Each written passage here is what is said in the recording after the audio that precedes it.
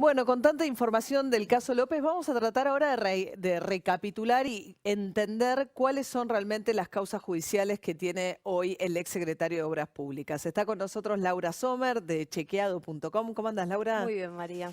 Bueno, en el momento en que lo detienen a López en esa escena loca, ¿por qué lo detienen? Bueno, a López, recordemos, fue secretario de Obras Públicas desde el primer día de la presidencia de Néstor Kirchner en 2003 hasta el último día de la presidencia de Cristina en 2015. A cargo de la Caja de Obra Pública. Obra Pública, secretario, no hubo ningún otro a cargo de decir a quién le iba la obra pública, que era ahora diputado del Parlasur, elegido en las últimas elecciones. Cuando lo detienen porque él tenía un arma de guerra con la autorización vencida. Ah, Entonces, como era un delito que se llama o se le dice infraganti, la policía puede detenerlo aún sin orden judicial. ajá. Ahora, ¿no es diputado del Parlasur?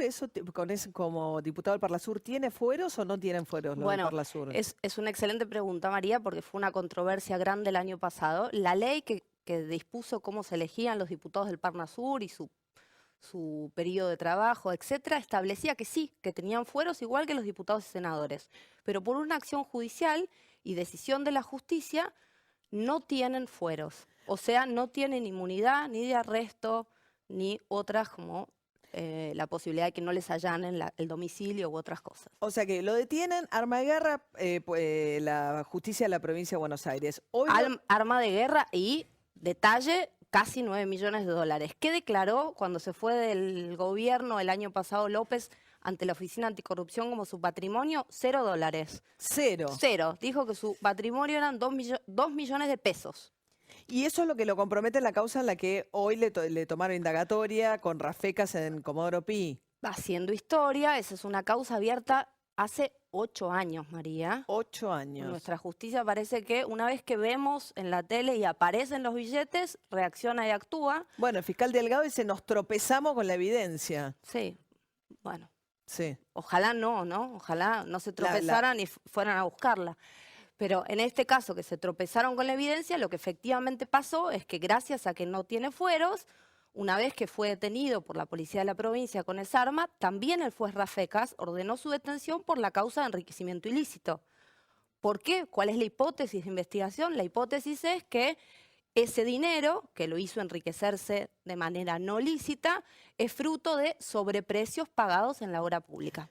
Pero él no tiene además el tema de sueños compartidos, esa es otra causa judicial. Sí, esa es otra que trascendió y que esta semana se puso en acción, digamos. Sí. Tiene otras muchas, pero en esa va a tener que declarar junto con Julio De Vido y con otras 40 personas, también Eve de Bonafini, porque lo citó otro juez federal, el juez Marcelo Martínez de Giorgi. O sea, tiene enriquecimiento ilícito, tenencia de armas de guerra en provincia de Buenos Aires, la causa de sueños compartidos. Ahora, ¿de dónde viene la plata? El tema de la coima, sobreprecio en obra pública, ¿eso en dónde se dirime judicialmente? Bueno, hay una causa específica que la tiene el juez federal Julián Ercolini, pero específicamente en el enriquecimiento ilícito, también el fiscal Delgado, según declaró ayer después de decir que se había tropezado con la prueba, investiga eso, porque Claro. el enriquecimiento ilícito es producto de algún delito precedente, algo que antes hiciste que estaba fuera de la ley, que te hizo que tengas plata que no debías tener. Bien.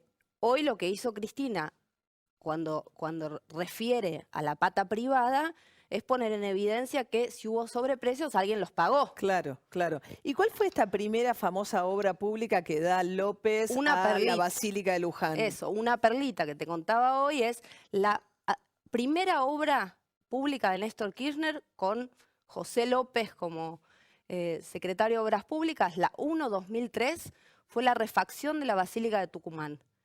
En ese momento se presentan 5 oferentes, entre ellos que pierden el amigo del actual presidente Mauricio Macri, Nicolás Caputo, y el primo del actual presidente, Calcaterra. Pierden en la primera fase de la obra, Sí. pero en la segunda y en la tercera fase, ambas millonarias, ¿gana quién?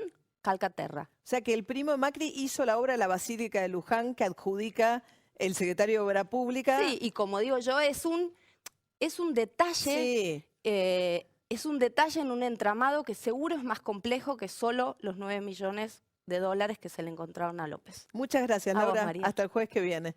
Bueno, nosotros también nos vamos despidiendo esta noche en una semana que realmente, bueno, este caso de López de dimensiones totalmente inesperadas para la política argentina. Habíamos visto ya el caso del dinero contarse en la rosadita de Lázaro Báez, pero este es un golpe que da la sensación de que es un punto bisagra por lo que está pasando en el colapso del kirchnerismo, el propio kirchnerismo debatiendo por primera vez los temas de corrupción. Y como decía Laura recién, estos 9 millones de dólares que le encuentran a un tipo que desaforado, habrá que ver también por qué estaba tan paranoico, quién creía que lo perseguía, qué lo hace llegar en el medio de la madrugada López al monasterio, pero sobre todo también investigar el origen de ese dinero, que finalmente es obra pública que no se ha hecho en la Argentina, uno de los países con la mayor cantidad de víctimas en vialidad. Cuando hablamos de corrupción tenemos que entender también las obras que no se hacen con ese dinero con el cual vemos enriquecerse a estos funcionarios.